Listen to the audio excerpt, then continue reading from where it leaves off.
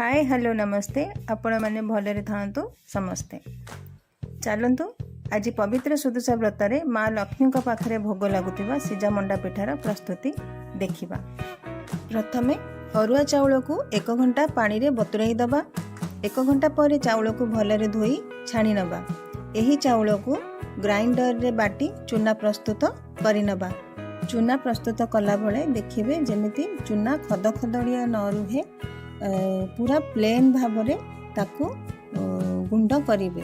नले जदि पिठारे खद खदड़िया अंश रही जाए तेबे पिठाटी गढ़िबा बेले भांगी जाए और पिठा प्रस्तुत होई परिबो नाही। सेतिपई चूना सब बेले हाथ रे मारी देखिबे जेमिति प्लेन भावरे बाटी होइथिबे। तापरे गैस रे गोटे पात्र रे पानी देई कपड़ा बांधी बसाइबा गरम होबा पई। भोग तैयारी हबो सेतिपई मु गोटे पात्र रे कपड़ा बांधी पिठा स्टीम करबा पई बसाइछि। आपण माने चाहिए एहाकू मोमो स्टीमर रे भी बसाई पारिबे। वर्तमान पानी गरम होई बांफ बाहरिलानी। चलंतो एथिरे चूना गुडी को चाउल चूना गुडी को रखी दबा और ताकू 30 मिनिट पई सिजिबा पई छाडी दबा।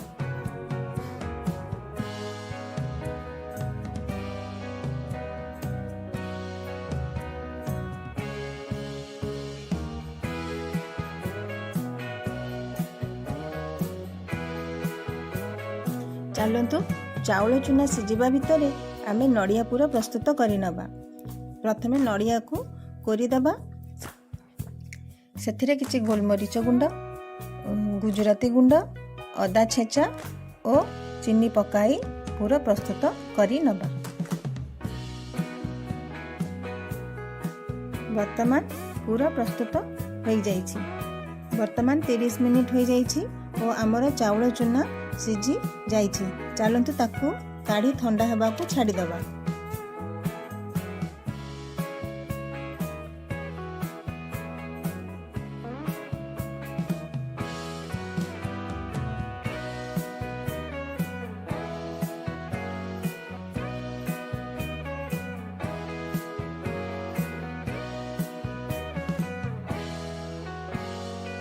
ठंडा हवा पर सेथिरे लूण टिके पकाई पानी रे चकड़ी गुड़ा प्रस्तुत करि नबा।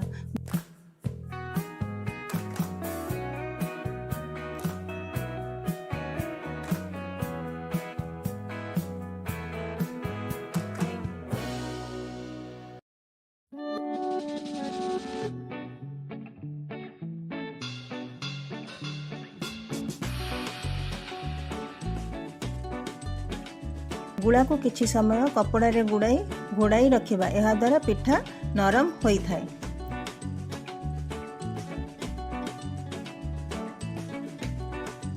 एबे चलंतु छोट छोट 10टी गुड़ा प्रस्तुत करि नबा।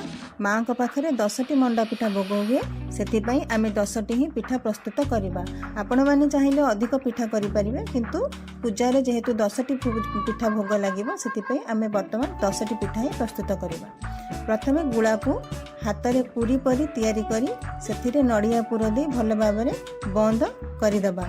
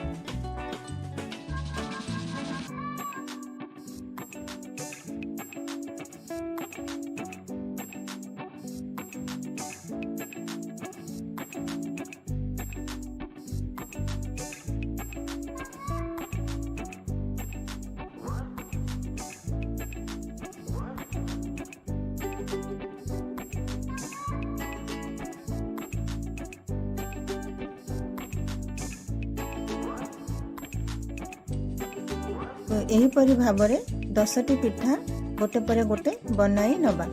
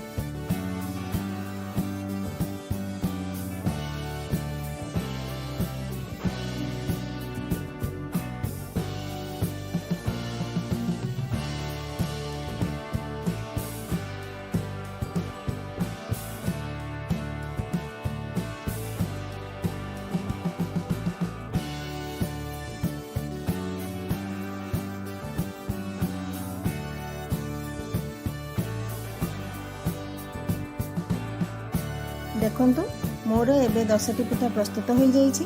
वर्तमान गैस रे बसिथिबा पात्र रे पिठा गुडी को सिजिबा पई रखी दबा। 30 मिनिट पई पिठा गुडी को सिजिबा पई छाडी दबा।